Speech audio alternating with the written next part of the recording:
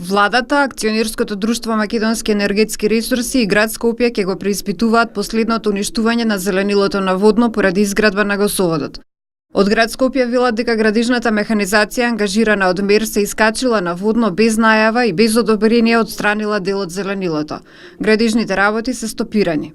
Градот Скопје не е поврзан со градежните активности кои во изминатите денови беа забележани на сртот на планината Водно. Сакаме да нагласиме дека градот Скопје не беше запознаен со почетокот на градежните активности на посочената локација и апсолутно се спротивставува на уништувањето на зеленилото.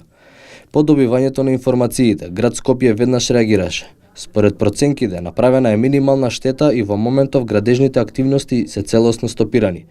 Градот Скопје, владата на Република Македонија и МЕР ќе формираат работна група со цел надминување на ова недоразбирање и заедничко одлучување за натамошните чекори. Во вторникот минатата недела в зори, 4 багери се искачиле на Водно на местото кое шумарите го знаат како Бел камен, над селото Чифлик и почнале да го рамнат теренот. Уништено зеленило има по целиот пат што води до Бел камен, каде што поминале багерите, а на местото каде што почнала подготовката на теренот за гасоводот пак откорнати се неколку борови.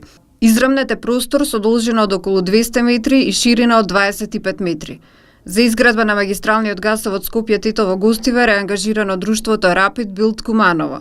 Според објавата на Бирото за јавни набавки, тие треба за 28 милиони евра да ја изградат делницата од Скопје до Гостивар. Договорот со оваа фирма бил склучен во октомври 2016 година, но од МЕР не одговорија на прашањата дали механизацијата на Водно е на оваа градежна компанија.